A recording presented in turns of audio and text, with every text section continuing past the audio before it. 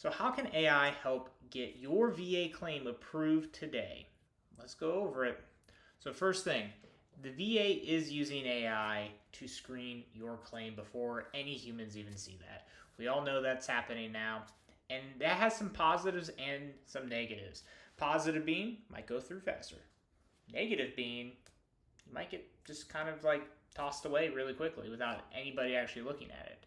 So at Veteran AI, what we're doing is we are building tools and systems designed to get you across that initial screen and to a human's desk, and hopefully get you past that point too as well.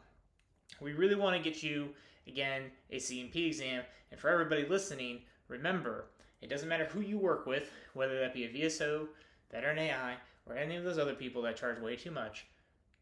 It won't matter if your medical evidence doesn't support your conditions. So let's go over to what Veteran AI is doing to help you guys out. So first thing first, you can always go to veteranai.co, sign up for free. You can go over here to the left-hand side and hit join our Discord right there. So with that out of the way, let's talk about how Veteran AI is helping you with your VA claims. The first way we're doing that is by helping you with statements. So when you generate a statement with us, you can you basically get that additional text for your claim that the AI can use to kind of like parse through it. Okay, so basically what you're doing is you're having AI generate something that, you know, is based off of your symptoms, your impacts, your treatments, and all that, and that then gets generated into something that VA's AI can go read. So my opinion, it is a win-win for everybody involved. It literally makes the VA's life easier, and it makes your life easier as well. The second way is in buddy statements. And there's a little hidden thing that I don't think a lot of people understand about how our buddy statements work and why they're so important. At a high level, buddy statements carry more weight when they are from somebody who is basically giving a good, consistent story. And the last part, consistent, is important. Okay, so if you said a event happened on July 1st, 2022, whatever the date was, and your buddy doesn't say that, and they say a different date, well, all of a sudden is, you know, does that buddy actually carry any weight with the VA? I don't know. So let's see if I can go find one real quickly here. I think I have something for you. Yeah, let's go here with that. So let me just create one of these real quick, and we'll just send it off to our team account, and we'll do that.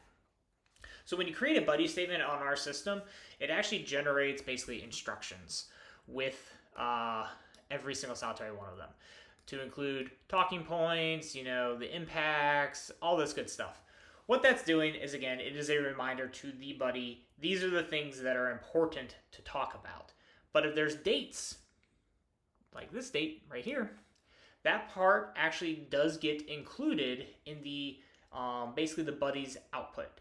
So if the buddy doesn't say July 30th and they just say, yeah, I witnessed the event, it can insert that and say, hey, on July 30th this happened.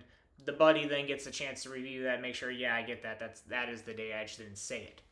What this does for you is this allows your statements and your buddy's statements to be much more in line with each other. Okay, and again, I can't stress enough how important that is. So anyways, that's gone. That's to the buddy. And again, I think you guys have seen how we generate statements like a ton of times now. But again, it's not too terribly hard. You just go through a set series of questions and you can generate a statement.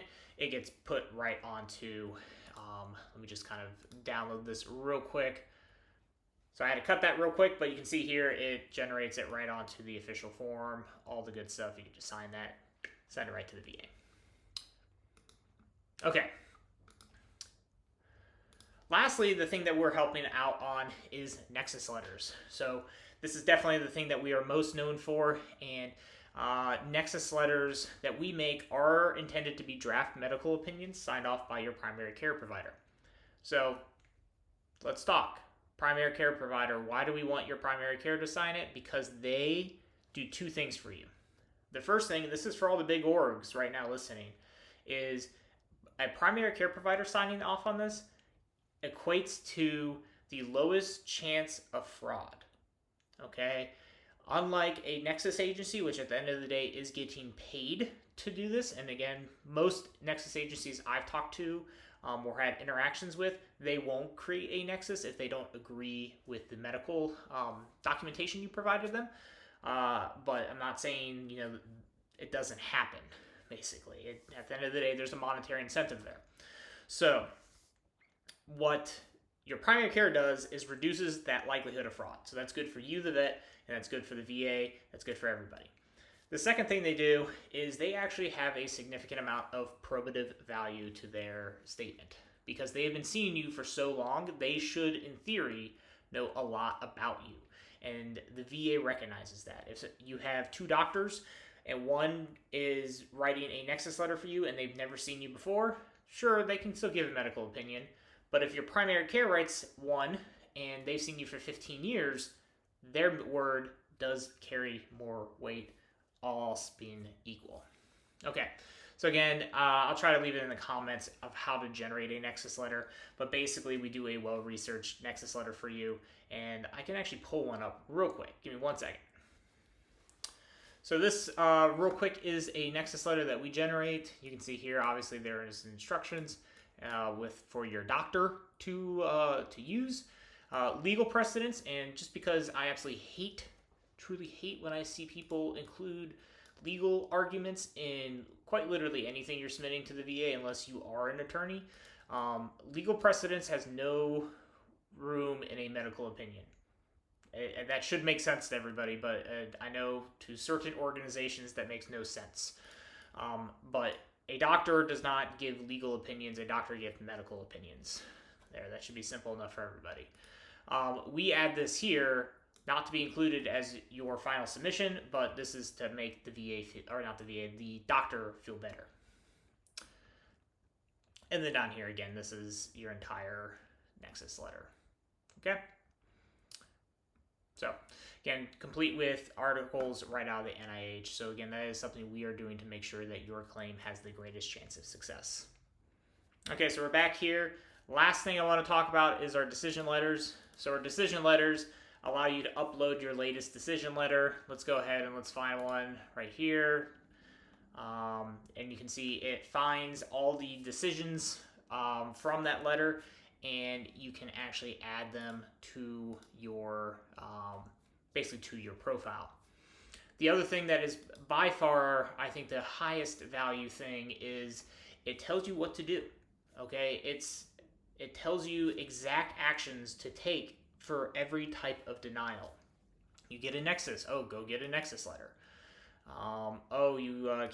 You need to prove service connection.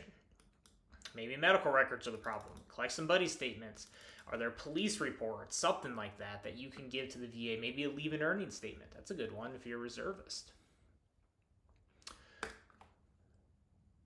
So, at the end of the day, what we're doing at Veteran AI is we are trying to allow veterans to be able to manage and own their own claims, ideally with the assistance of other service officers. That's what we really want to occur.